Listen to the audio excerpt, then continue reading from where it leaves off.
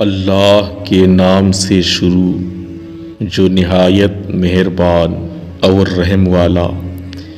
ملک یمن میں آباد قبیلہ طی کے سردار حاتم طائی کے پاس عربی نسل کا ایک بہت ہی عمدہ گھوڑا تھا۔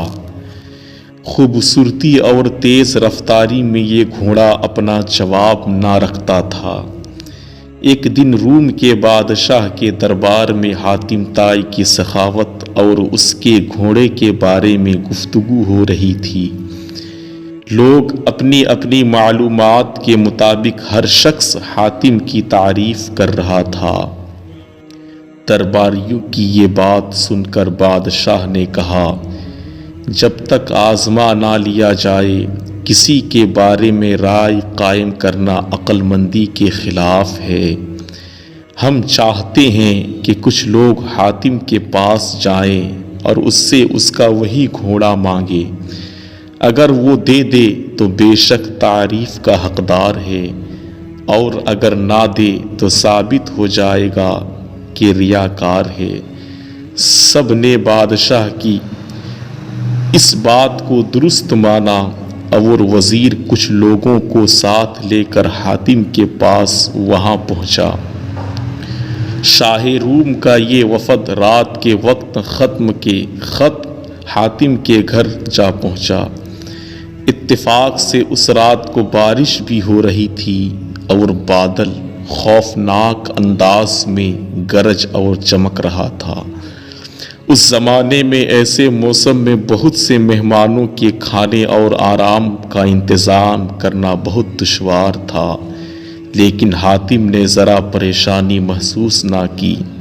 اس نے فوری ایک گھوڑا ذبح کیا اور دسترخوان بچھوا کر لذیذ بھنا ہوا گوشت مہمانوں کو کھلایا۔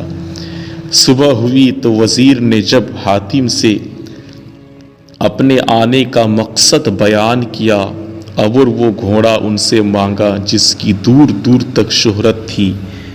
وزیر کی یہ بات سن کر حاتم بہت افسردہ ہوا اور بولا، اگر آپ وہ گھوڑا ہی لینے کے لیے آئے تھے تو یہ بات آتے ہی کیوں نہیں بتائے؟ اب وہ پیارا گھوڑا اس دنیا میں نہیں ہے، اور جیسا کہ آپ کو معلوم ہے رات بہت سخت طوفان آیا ہوا تھا، جس کی وجہ سے یہ ممکن نہ تھا کہ میں چراگاہ سے کوئی جانور منگواتا اور آپ کے کھانے کا انتظام کرتا۔ گھر پر صرف وہی گھوڑا تھا اور مجبور ہو کر اسی کو ذبح کر دیا گیا، کیونکہ میں یہ بات کسی طرح بھی گوارا نہ کر سکتا کہ میرے مہمان بھوکے سوئیں۔ وزیر حاتم کی یہ بات سن کر حیران رہ گیا۔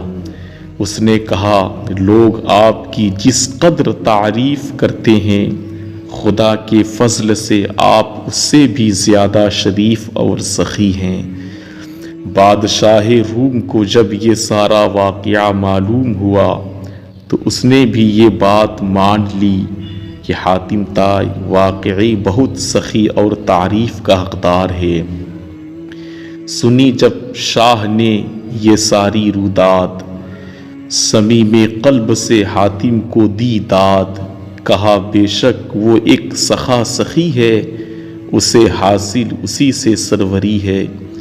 حضرت شیخ سعدی نے اس حکایات میں سے یہ بات واضح کی کہ ریا سے پاک اور کھرے انسان کی مثال خالص سونے جیسی ہوتی ہے۔ جب تک اسے پرکھا جائے تو اس کی قدر و قیمت میں اور اضافہ ہو جاتا ہے۔ عقل مندی کا تقاضا کہ انسان نقلی زندگی کبھی اختیار نہ کرے۔ اگر نیک نامی کی خواہش ہے تو نیک کام کریں۔ حکایات سعدی صفحہ نمبر 55۔ اسی طرح کے اسلامک ویڈیوز، واقعات اور سچی کہانی کے لیے آج ہی ہمارے چینل سے جڑیں۔ السلام علیکم۔